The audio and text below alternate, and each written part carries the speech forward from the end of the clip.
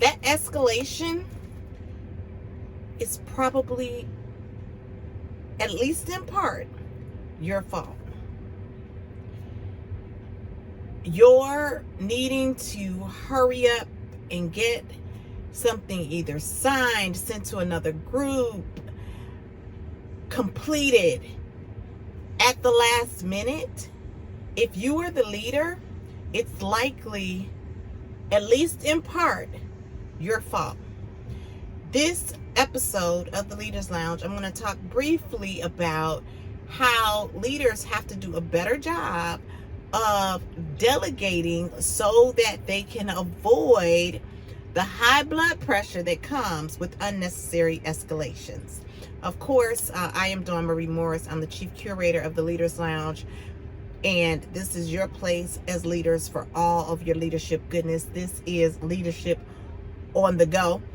Because of course I'm sitting in my car today, but we have to talk about this because I experienced it a couple of weeks ago where a executive director was at home and had to come out of the house to handle something because it was not delegated appropriately. Now, in that particular instance, the conversation was had between me and that person. I was there to go pick something up. When I arrived, it was not there as we had discussed.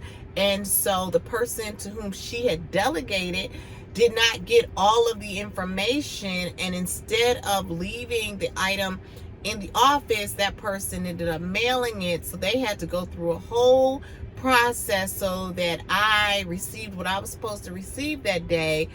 And it caused, again, a situation that should have not been escalated to become escalated, involving a number of different layers of people in the company in order to get resolution. So how do you avoid this as leaders? The first thing that you have to do is I say it all the time, but you have to have clear communication. Now, what does that look like?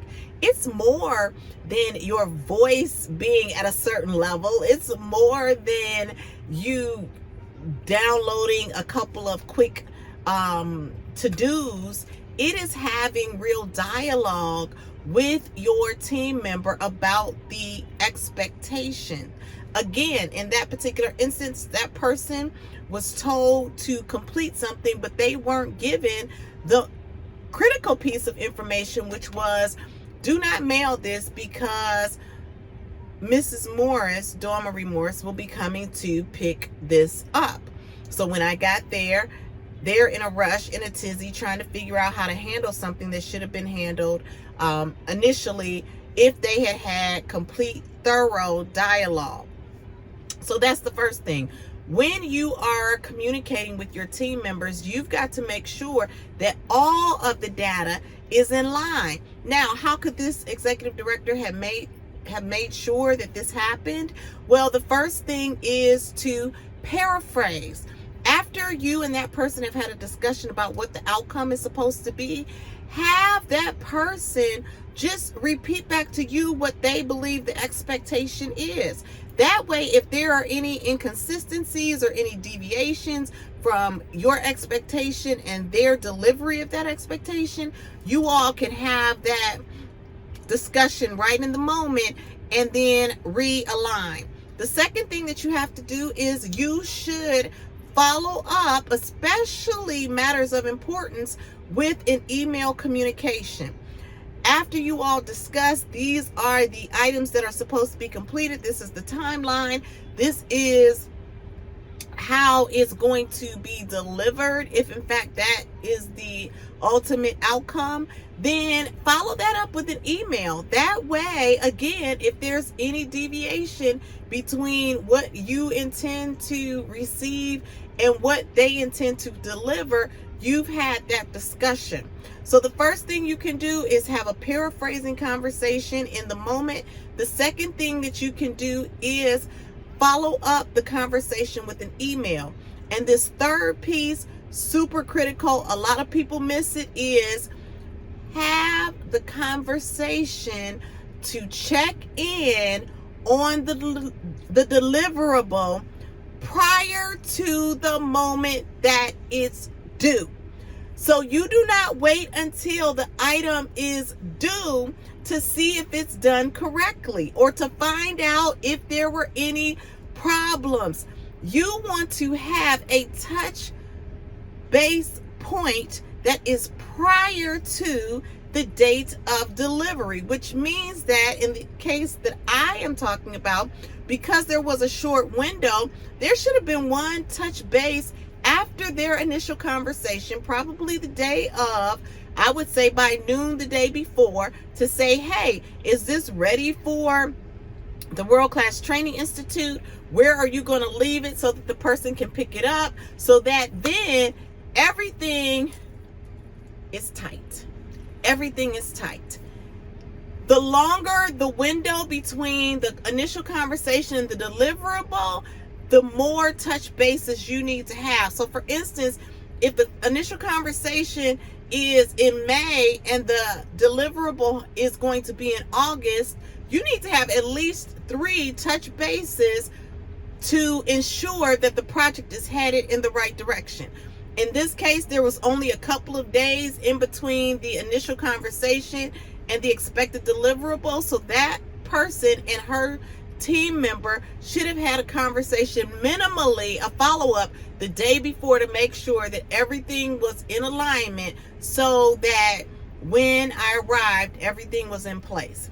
So this is why I say, leaders, that escalation was likely in part your fault.